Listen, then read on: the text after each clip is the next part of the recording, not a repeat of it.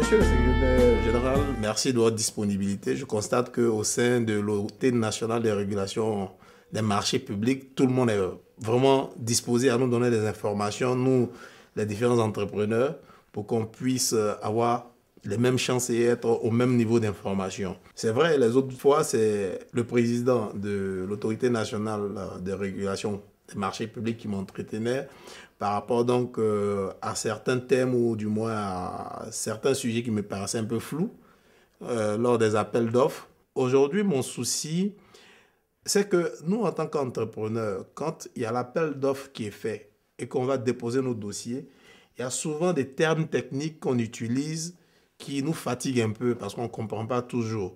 Parfois, on nous parle de cautionnement provisoire, cautionnement définitif, et aussi on nous parle de garantie d'avance de démarrage. Voilà la raison de ma présence aujourd'hui, monsieur le secrétaire général.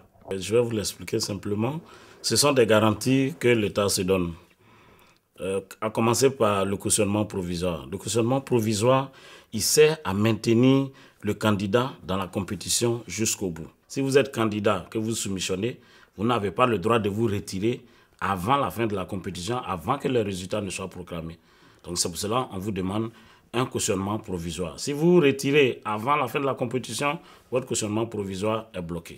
Vous savez, l'appel d'offres, c'est une opération sérieuse. Et pour donner une crédibilité à cette opération, il faut que les concurrents restent dans la compétition jusqu'à la fin. Le retrait de un ou plusieurs candidats peut biaiser forcément ou largement la crédibilité de cette compétition. Vous savez que l'évaluation se fait en tenant compte des aspects de chaque candidat.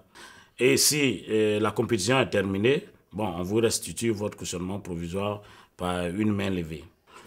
Maintenant, quand l'attributaire est désigné, c'est-à-dire celui qui remporte le marché, lui, maintenant, il doit exécuter le marché. À ce stade-là, le cautionnement provisoire est remplacé par ce qu'on appelle le cautionnement définitif.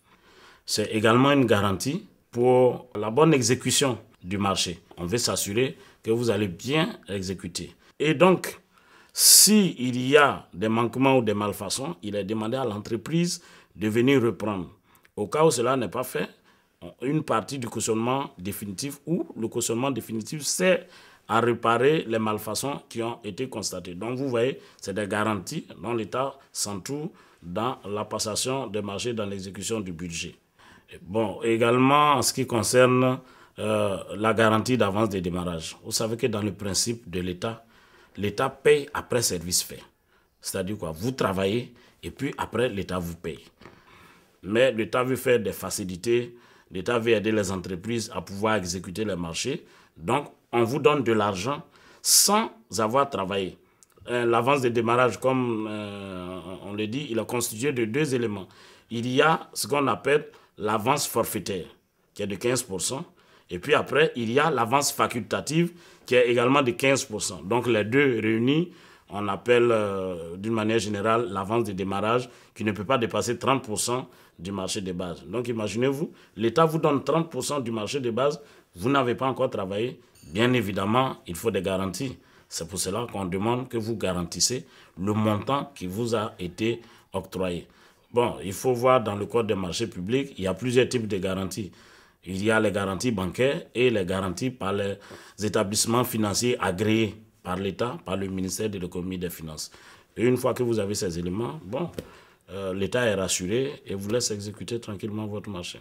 Voilà qui est clair. Donc là, je suis serein, ou du moins je sors serein d'ici. Merci beaucoup.